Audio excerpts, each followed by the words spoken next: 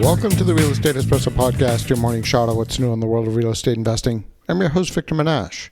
On today's show, we're talking about the myth of the housing crisis. But first, I'd like to invite you to a webinar on December 16th, where I'll be demonstrating the use of our new AI tool, which we are affectionately calling Victor AI. This is our own custom language model built on top of ChatGPT. We trained Victor AI with the contents of the Real Estate Espresso podcast and my book, Magnetic Capital. It's the difference between going to a family doctor versus going to a specialist. The specialist is always going to give you a more precise and more detailed answer. Click on the link in the show notes and we'll talk to you on December 16th, 2 p.m. We'll have the opportunity to interact with a live demonstration. On today's show, we're talking about how free markets respond to the housing crisis. We should be grateful that housing is privately held in the U.S. Government housing experiments have been attempted all over the world. These have been resounding failures, almost regardless of the location. I visited mainland China and observed firsthand what communist-era housing was like. I also visited the Ukraine before the war broke out and observed what Soviet-era housing was like there too. In both cases, the properties could be described as bare bones. These were concrete structures with leaky windows and zero interior finishes. Most people could not afford furnishings, and the properties were simply dreadful. I would not wish these accommodations on my worst enemy.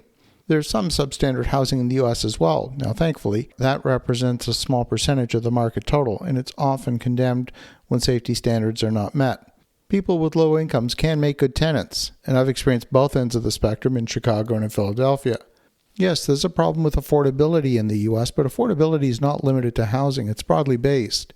Inflation has impacted virtually all aspects of daily life. The problem is that the U.S. dollar has been devalued and that incomes have not kept pace with the devaluation of the currency. It's not a problem of greedy landlords jacking up the rent above what ordinary people can afford. When landlords price their properties above market, they experience extended vacancy. And a vacant property is a money-losing property. It will eventually result in bankruptcy for the landlord. Rents rise during periods of acute demand and short supply. Now, we saw this during the pandemic. Since then, we've seen a significant supply enter many markets, and that's resulted in falling rents and a lot of rent concessions. We talked about it late last week. Now, the Wall Street Journal published a story today which showed a petri dish in Minneapolis and St. Paul. The Twin Cities form part of a single metro area, but vastly different political approaches to housing show the impacts of each approach in clear and unambiguous terms. In 2022, the city of St. Paul implemented rent controls and policies that sound very similar to the recently elected mayor Zoran Mamdani in New York City. This was one of the strictest rent control regimes in the country. The ordinance capped annual rent increases at 3% for most apartments, even empty ones, and it didn't adjust for inflation. Now the results are coming into focus. Permits to build apartments in St. Paul plummeted by 79% in early 2022 from a year before. Real estate investment basically froze. Developers halted new projects and lenders pulled back. Property values declined as investment evaporated. All of this compounded the existing real estate problems brought on during the pandemic. St. Paul officials are now walking back parts of that ordinance, voting in May of this year to exempt new construction and properties built after 2004. The city of Minneapolis took the opposite approach and created conditions that encouraged new supply to enter the market. So in Minneapolis, developers kept building. Housing permits surged nearly fourfold in early 2022 from the year before. The downtown blossomed as new apartments hit the market and attracted young professionals.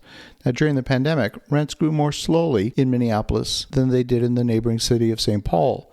From 2022 to 2024, Minneapolis rents rose 0.7% on average, whereas St. Paul's rents rose 1.8% during that same time period. Landlords in the market reported keeping rents lower with existing tenants and then adjusting rents to market rent when tenants vacate. That's a nice way to treat your tenants if you can do it. But the new ordinance in St. Paul outlawed that practice, which meant landlords would need to raise rents by the statutory limit of 3% each and every year, even with existing tenants. Now, as I reported late last week, most major markets in the U.S. have experienced significant increases in supply. It's those local governments that have tried to suppress rents that have suffered the most. There are clear shortages which are driving up prices, and at the same time, there's a surplus of homes and apartments. The crisis is one of affordability, but it's not a real estate issue alone.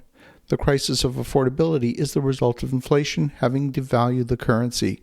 It's eroded the purchasing power of ordinary citizens across the board. It's reflected in record levels of student debt, crushing levels of consumer debt, falling levels of home ownership, rising levels of automotive debt, and it's affected the ability to afford basic groceries. The solution is not rent control, any more than price controls at the grocery store will make it more affordable for people to eat. We've had a succession of governments on both sides of the political spectrum who've been using devaluation of the currency as a way to fund excess government spending. Ordinary citizens need to start calling it out for exactly what it is. As you think about that, have an awesome rest of your day. Go make some great things happen. And we'll talk to you again tomorrow.